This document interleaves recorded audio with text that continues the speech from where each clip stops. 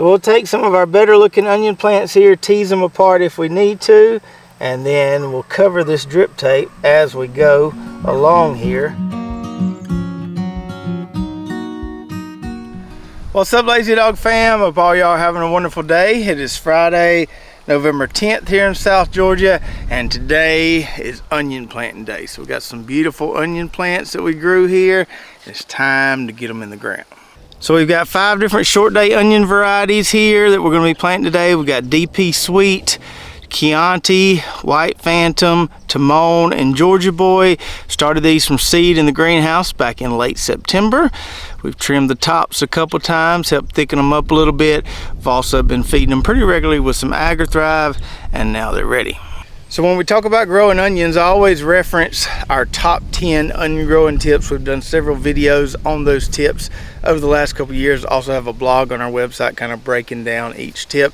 And I mention those top 10 tips a lot of times because I firmly believe, even if you've never grown onions before, if you follow those guidelines, you can grow some really nice onions. So we've already taken care of tips 1 through 3 on our top 10 list. 1, we picked the right day length variety. We have to grow short day onion varieties down here, and that's what we have. 2, we're growing hybrid varieties because from my experiences, hybrid onion varieties always outperform those older open pollinated onion varieties. And 3, we grew our own plants. That way there's no transplant shock. We're not planting some dried out plants that got shipped in the mail. We're going straight from seed tray to the ground. So tips 1, 2, and 3 have been covered, and then as we plant our onions today, we're going to demonstrate tips 4, 5, 7, and 10. Now I know those are not in order, but what we're doing today will help take care of those points as well. And this is where we're going to be putting those onions, right here on the other half of this fall garden plot. So we've got 4 rows of brassicas on this side of the plot. We showed y'all transplanting these and fertilizing these a week or 2 ago. We've got some Brussels sprouts, cabbage, broccoli, and cauliflower out here, and they are looking absolutely fantastic. Got a little bit of weeding to do, but I couldn't be happier with how this stuff here is looking. And if this is any indication, it's going to be some mighty fine dirt for growing some onions on the other half. Now, prior to planting anything here this fall, we had a nice soybean cover crop. We let the chickens graze. We had a lot of cover crop debris out here. We started with this side, mowed it down close, and kind of blew all that debris over this way, which really helped keep weed pressure to a minimum until we got ready to plant this. However, I had a bunch of organic matter in the soil. You can still see a lot of it there. So I had to get the tiller out earlier today just to kind of break this up a little bit so I can make a furrow and lay my drip tape. This part over here, I didn't have to till. We just used the wheel hoe to get it ready. But this was so thick, just a mat of soybean debris, we had to till it up one time. And so after getting all that soybean debris incorporated into the soil a little bit, we went with our FAD system, which stands for furrow, amend, and drip. So we made some furrows with the wheel hoe. We amended these furrows with some of our Coop Grow fertilizer. You can see those little pellets right there. Then we laid some 15 mil thick drip tape in the furrows, and this drip tape has a 6-inch emitter spacing on it, which is going to work great for onions because they like lots of water.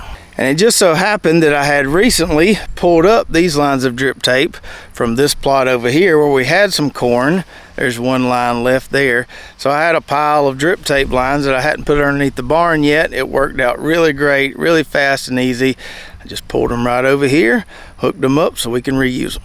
So we've got our spot ready to go. Now I didn't measure out my row spacing there exactly, but it's approximately 3 foot apart. That's a lot wider than you really need for onions, but I have found if I give myself more space between my onion rows, I do a lot better job at keeping the weeds under control. So if I have space, I'm going to use it when it comes to onions, give myself a little more room to work there, and I can keep those weeds a lot more manageable. So now let's jump back into those onion growing tips. Tip number 4 is plant at the right time. Now that's going to depend on where you live, but down here in South Georgia, the ideal time for us is November. That's because it doesn't get that cold here in the winter. We rarely get below 25 degrees, so our onions can grow all throughout the winter, and then we'll harvest them in the spring. So the right time to plant will vary depending on your climate, and I don't really have a good list of when you should plant depending on how far north you live. But I always tell people, go by the 20-degree rule. Onions are usually fine down to 20 degrees. That's when you can start seeing some damage. Ours took 17 degrees last year, burned them back pretty hard, but they did recover. So if you're commonly getting 20-degree temps or temps in the low 20s, you want to hold off planting your onions. You don't want to overwinter onions with them constantly getting hit with 20 degrees and below. So wait until your temps are, safe out of those low 20s, and you should be good to go. And then tip number 5 is to use a balanced fertilizer at planting, which we have already done here by putting that coop grow in our planting furrow. The coop grow is a 3-3-4, so it's not perfectly balanced, but find something that is relatively balanced, just a nice granular fertilizer. Doesn't have to be organic. That's just our choice to use organic fertilizers around here. Find something balanced. You want some good phosphorus and potassium in there to encourage some nice root development on those little baby onion transplants. And then tip number 7 on our list says onions like plenty of water, so we're preparing for that by putting drip tape down. That way we can give them all the water they want. And then jumping over to tip number 10, which we're kind of indirectly covering by putting the drip tape down. Tip number 10 is to keep weeds at a minimum. Onions are heavy feeders. If you let the weeds grow up real bad around them, they're going to be sucking up a lot of those nutrients that the onions are going to need. I've also seen situations where you get so much of a weed canopy there, it can make the onions rot. So you want to try to keep the weeds to a minimum with onions. We can help that by using drip tape here, so we're not watering the entire plot. We're just watering right underneath the plants there, so we don't have to fight weeds quite as bad. And then as these onions get going, once they start growing good, we'll cover tips 6, 8, and 9, which are things you need to do or not do once your onions are growing well. And if you need all this in written form, I'll be sure to put a link below to that blog so you can go check that out. Now let's plant some onions. So I've got 5 different varieties here, but only 4 rows. I wanted to leave room for another row right here just in case I need to divide and move those crazy potato onions over there. So I think what I'll do is on this last row here is plant half white phantom, half Chianti red onions, and then these other 3 rows will get 1 variety per row. So we'll start out with our DP sweet onions, which makes an absolutely massive onion. I told you we have a drip tape with a 6-inch emitter spacing, so I'm going to use that to guide where I put my plants, basically putting a plant beside each emitter. If you don't have 6-inch emitter tape, 12-inch emitter tape will work just fine. We've used that plenty of times in the past. I'm just using this because that's what I had right over there. It was easier to pull it right over here and plug it back in. And I've got way more onion plants here than I'm going to need, so I'm just going to pick out some of the better looking ones, and those are the ones that are going to go in the ground here. Now I did have somebody asking me the other day, do you just plant a whole clump like that, or do you need to break these up? You definitely need to break them up. So there's about 5 onion plants right there. You just want to gently kind of tease them apart and plant them individually like that. So we'll take some of our better looking onion plants here, tease them apart if we need to, and then we'll cover this drip tape as we go along here and plant these onion transplants. And you don't have to plant onions very deep. Just plant them right to that kind of white part there. So we don't need to stick them way deep in the ground. Just a little bit there. And I won't drag this whole tray with me down the entire row. What I'll do here in a minute is just grab me a big bunch of them and then cruise on down the row and get them all planted. Alright, so we got 1 row done there. Still a bunch of plants left. Not the straightest row of onions I've ever planted, but they say you can fit a few more plants in them crooked rows.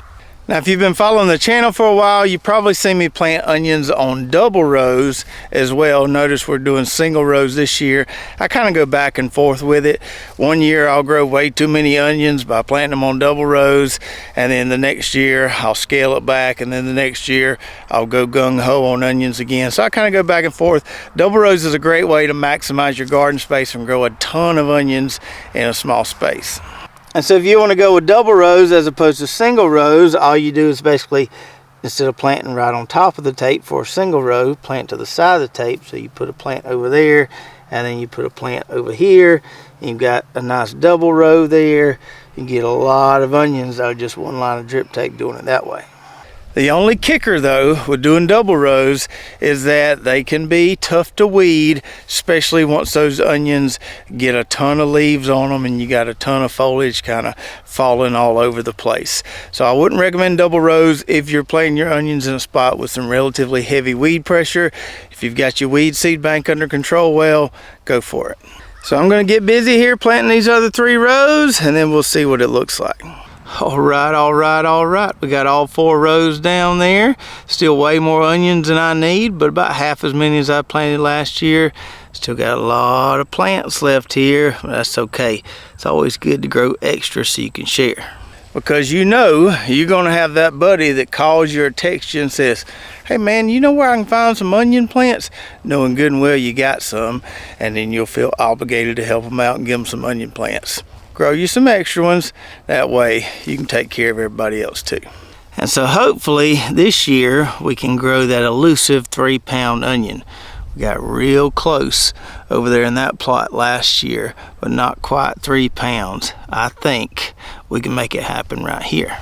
And so as these grow, we'll be sure to keep you updated on the progress, and in a future video we'll talk about our nitrogen feeding regimen. I may end up, because these brassicas are responding so well to that blood meal, I may end up using blood meal on my onions too. And one more onion tip before we go. Now this one's not on our top 10 list, but this applies to a lot of different cool season veggies. Don't transplant your onions in the middle of the day on a hot sunny day, because you will lose some transplants. I could have planted these earlier in the week. They were big enough to transplant earlier in the week, but we were in the low to mid 80s all week, and I didn't want to risk losing some transplants. So I waited until today. We're getting a cool spell moving through here this weekend. It's nice and overcast today, which is perfect for planting onions. So I hope you enjoyed the video today, and if you live in a short day onion growing region and have yet to purchase any onion seeds, we still have seeds for all the varieties we planted today on our website at lazydogfarm.com, so you can find seeds there in addition to that blog I told you about earlier. And if you missed that video we did back in September talking about how to grow your own onion transplants and more about these varieties that we like to grow, you can see that right here. So check that out, and we'll see you next time right here at Lazy Dog Farm.